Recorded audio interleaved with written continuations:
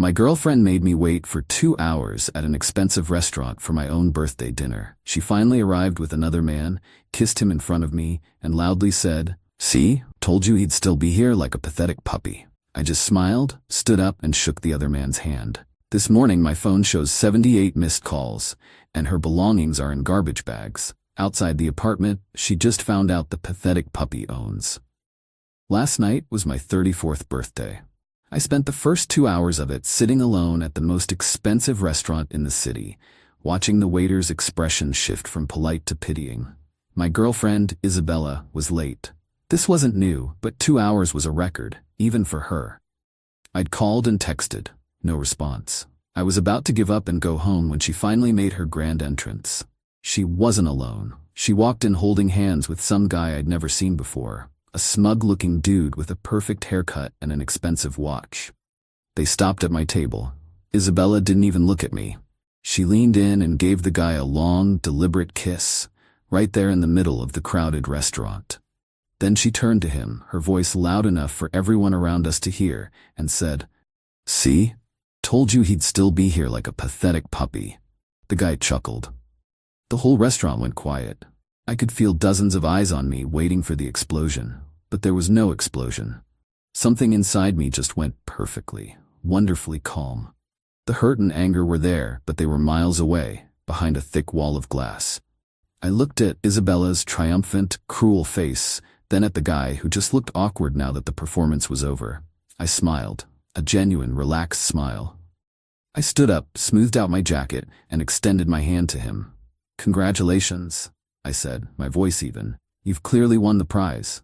He stared at my hand, confused, but shook it automatically. I dropped $100 bill on the table to cover the drinks I'd had while waiting, turned to the stunned waiter and said, "Have a great night," and walked out of the restaurant without a single look back. I didn't run, I didn't storm out, I just left. The cool night air felt amazing. It was the first breath of a new, better life. The pathetic puppy had just slipped his leash, and he was about to go home and burn the whole doghouse to the ground. The backstory with Isabella is a classic, I guess. We met 2 years ago, and for the first year, she was perfect. She was fun, she was affectionate, she seemed to admire my work ethic. I'm a private guy when it comes to my finances. I learned a long time ago that flashing money just attracts the wrong kind of attention. I live in a nice penthouse apartment, but the building itself is understated. I drive a reliable but not flashy car. I dress well, but I don't wear designer labels. Isabella knew I did well for myself, but she had no idea of the actual scale. She just assumed I had a good job with a nice salary. I never corrected her. I wanted her to be with me for me, not for what I could provide. Over the past year, though, her true colors started to show. The entitlement began to creep in. She'd complain that my car wasn't a Mercedes, that we weren't going on enough spontaneous trips to Europe. She started treating me less like a partner and more like a service provider. Her job was vague, some kind of social media consulting she did from home, but it never seemed to bring in any actual money. I paid for everything, the food, the vacations, her car payments, her ever-expanding collection of designer clothes. I didn't mind at first. I was in love, and I could afford it. But her gratitude was replaced by expectation, and her affection became conditional, usually appearing right before she wanted to buy something expensive. She loved telling people that we lived in her apartment. It was a weird quirk I never bothered to correct. "Oh, you have to come over to my place," she'd say to her friends. She picked out most of the furniture, and I let her. I wanted her to feel at home. I had no idea she was building a narrative in her head that she was the mistress of a domain she had absolutely no claim to. The pathetic puppy comment wasn't just an insult, it was a reflection of how she saw me. Loyal, obedient, and eternally waiting for her, no matter how badly she treated me. She had no idea that the puppy didn't just live in the penthouse, he owned the entire building. I bought the whole apartment block 4 years ago as an investment through a holding company. It was a smart financial move that had paid off handsomely. Isabella knew I had some investments, but she thought it was just stocks and bonds.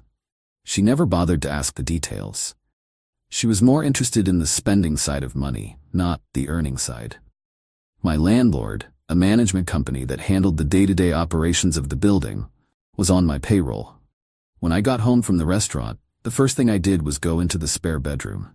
It was her closet, really. Racks and racks of clothes, shoes, and handbags that were worth more than my car. I didn't bother with suitcases. I went to the storage closet and got a box of heavy-duty black garbage bags. I started pulling everything off the hangers and stuffing it into the bags. Dresses, coats, jeans, everything. I dumped her shoe racks into more bags. Her makeup, her jewelry box, her laptop, it all went into the bags. I was methodical, efficient, and felt absolutely nothing. It was just a cleanup job. It took me over an hour. When I was done, there were 12 large garbage bags full of her life. I dragged them one by one out of the apartment and left them in the hallway, in front of my door. Then I called a 24-hour locksmith. While I waited for him, I went through the apartment and gathered up anything else that was hers. Photos, little trinkets, books. It all went into a smaller bag, which I placed neatly on top of the others. The locksmith arrived around midnight. He was a tired-looking guy who had probably seen his fair share of domestic drama. He changed the locks on my front door and the service entrance quickly and professionally. I paid him in cash, and he was gone. The apartment was finally, officially, mine again. I poured myself a whiskey and sat on the couch, looking around the now empty space. It was quiet. The phone started ringing almost immediately. It was Isabella. I let it go to voicemail. A few minutes later, a text came through. "Where did you go?" That was not funny. I deleted it without responding. Then another call, this time from the new guy. I didn't recognize the number, but I had a good guess. Ignored. I put my phone on silent, turned on the TV, and enjoyed the peace. The calls and texts kept coming, a frantic digital blizzard I was now immune to. I woke up the next morning feeling better than I had in years. I checked my phone out of curiosity. 78 missed calls, a mix from Isabella, the new guy, whose name I now knew was Julian, thanks to Isabella's screaming voicemails, and a couple of her friends. The voicemails were a wild ride. The first few were angry and confused. Then they turned panicked as she realized I wasn't responding. The last few from the early hours of the morning were a mix of sobbing apologies and furious threats. It was the soundtrack of a narcissist realizing she had lost control. The real show started around 9 in the morning. I was in my home office when I heard a commotion in the hallway through my security camera feed. It was Isabella and Julian, standing in front of my door, staring at the pile of garbage bags. Isabella's face was a mask of pure rage. She started kicking the bags, screaming about her expensive clothes being ruined. Julian just stood there, looking deeply uncomfortable. He was a prop in her drama, and the play was not going according to the script. She started pounding on my door, yelling my name. I let her go on for a few minutes, enjoying the show. Then I opened the door, just a crack. She stopped, surprised. "What is this?" she shrieked, pointing at the bags. "What is wrong with you?" "Those are your belongings," I said calmly. "I figured you'd need them." "You threw my stuff out like trash," she screamed. "And my key doesn't work. You're gonna let me into my apartment right now." I let a small smile play on my lips. "I think you're confused," I said. "This isn't your apartment." The look on her face was priceless. Pure, uncomprehending confusion. "What are you talking about?" "Of course it is. My name is on the lease." "No, it's not," I said. "You've never seen a lease. You've never signed one, and you've certainly never paid a dime of rent." The color started to drain from her face as a horrifying suspicion began to dawn on her. "This is my apartment," I continued, my voice soft but firm. "In fact, it's my building. I own it, all of it. The pathetic puppy you were so amused by last night, he's your landlord. Or, he was. Your tenancy, which was always informal, is now terminated. You have 10 minutes to remove your trash from my hallway before I have security do it for you." She just stared at me, her mouth hanging open. Julian looked like he had seen a ghost. He took a step back as if creating physical distance from the disaster that was unfolding in front of him. Isabella finally found her voice. "You're lying," she whispered. I reached back into the apartment and grabbed a folder from the hall table. I pulled out a copy of the building's deed, with my name and the name of my holding company clearly visible. I held it up for her to see. The silence was beautiful. In that moment, her entire world, A world built on my perceived weakness and her own delusional entitlement crumbled into dust. She wasn't the powerful woman who had her boyfriend wrapped around her finger. She was a freeloader who had just been evicted by the man she had publicly humiliated hours earlier. "You can't do this," she stammered, tears now streaming down her face. "I have nowhere to go." "That sounds like a personal problem," I said. "Perhaps Julian can help you. You seemed very close last night." I looked over at Julian, who was already inching his way toward the elevator. He wanted no part of this. He was here for the fun, not the fallout. 9 minutes, I said, and closed the door, locking the deadbolt. I watched on my security camera as she collapsed into a sobbing heap on top of the garbage bags. Julian hesitated for a moment, then mumbled something and practically ran to the elevator. He was gone. She was alone with her trash. The smear campaign was next, of course. After a couple of hours, she must have collected herself and her things, because the hallway was empty, but my phone started buzzing with texts from mutual friends.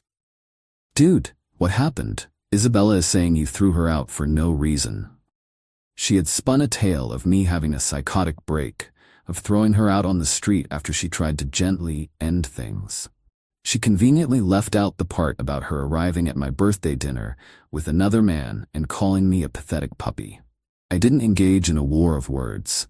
I just sent a single, concise response to a few key people. For my birthday, Isabella brought a man to the restaurant, kissed him in front of me, and announced to the room that I was a pathetic puppy for waiting for her. I ended the relationship. The apartment she was living in, for free, in the building I own, is no longer available to her. End of story. The facts were undeniable. A couple of our friends had even been at the restaurant and witnessed the whole thing. Her narrative collapsed almost immediately. The friends who had texted me with concern quickly texted back with apologies and shock.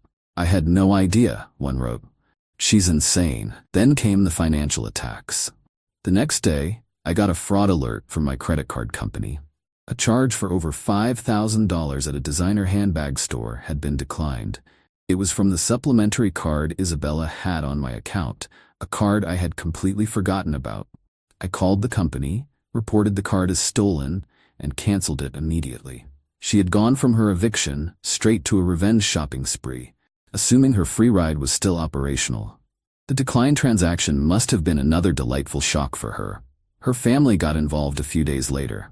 Her mother, a woman who had always treated me with a kind of polite disdain, called me, screaming. She called me a monster, a cruel, vindictive man who had thrown her innocent daughter out on the street. I let her rant for a few minutes, then I calmly interrupted. "Ma'am, your daughter publicly humiliated me on my birthday with another man. She was living in my property for free, and that privilege has been revoked. If you have any further issues, you can direct them to my lawyer." I gave her my lawyer's name and number and hung up.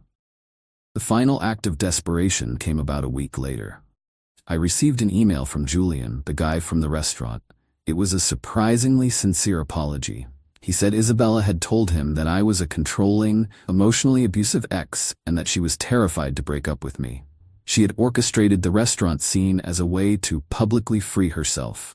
He said that after he saw the truth at the apartment, he realized he had been used as a pawn in her twisted game.